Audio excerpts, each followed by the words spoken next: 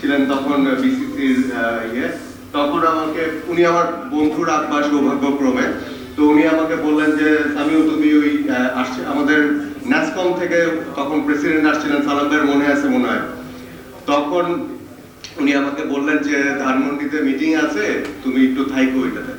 তখন আমি ইউনিভার্সিটি থেকে মাত্র বেরোলাম, ছাত্রদল করতাম, আজকে বলি যে তো সেই একদম কনসেপ্ট থেকে বেসিসের সাথে আমি জড়িত।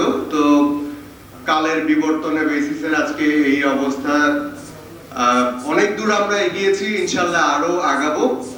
আর সবসময় একটা কথা আমরা শুনি যে বিএনপি নাকি কি আইটি বিমুখ, একেবারেই সত্যি কথা নয়, এটা একেবারেই নয়। কারণ আমি একটা উদাহরণ দিই, সালাম ভাইয়ের মনে আছে এখনো মনে হয়, উইল সিটির উল্টা দিকে আমাদের ডাটা সেন্টার একটা হয়েছিল, মনে আছে আপনার সালাম ভাই? 90 সালে আমরা ডাটা সেন্টারটা করি। ওই ডাটা সেন্টারে আমি নিজে কাজ করেছি। কাজটা ছিল কি, আমাদের পুরো বাংলাদেশে যত ভোটার আছে ওই ভোটারদের একটা লিস্ট করে আমরা এটা ডাইরেক্ট ম্যাডামের নির্দেশ ছিল যে এই কাজটা কিন্তু আমাদের করতে হবে। তখন এই যে ওই বাসাটা জানি কার ছিল, সম্ভবত আপনার ফরেন মিনিস্টার আমাদের ওনার বাসাটা। তখন আমরা বললাম যে স্যার একটা বাসা তো লাগবে, আচ্ছা ঠিক আছে তোমরা আমার 2 তলাটা নিয়ে নাও, একটা রুম। তা আমরা দিন রাত 24 ঘন্টা ওইখানে কাজ করে ওই ডাটা সেন্টার তৈরি করি।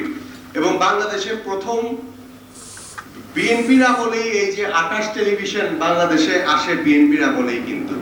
সো বিএনপি যে বিমুখ, মানে আইটি বিমুখ, এটা একেবারেই সত্যি কথা নয়। তো এখন যেহেতু ইনশাআল্লাহ আমরা নতুন করে আবার শুরু করতে যাচ্ছি সবকিছু, আমরা আশা করব বিএনপি আমাদের সাথে থাকবে। সালাম ভাই যেহেতু আজকে চলে আসছেন, ইনশাআল্লাহ সালাম ভাইয়ের সাথে কিন্তু আমাদের অনেক আগের পরিচয়, এখন পরিচয় আর দিচ্ছি না। যাই হোক,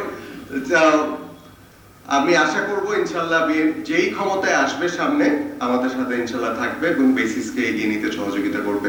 থ্যাংক ইউ সো মাচ। আসসালামু আলাইকুম।